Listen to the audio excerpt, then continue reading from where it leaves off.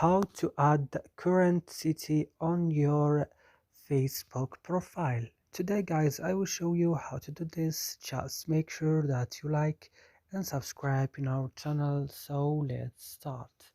First you will just open your Facebook, and then when your Facebook is open, you will just go here to this three line and then go to settings, and you will go down little to profile information, and then you will go to place and leave it, and you will click add current city. For example, I will add, for example, New York. Click OK, click save, and that's it. So I hope this video is useful for you.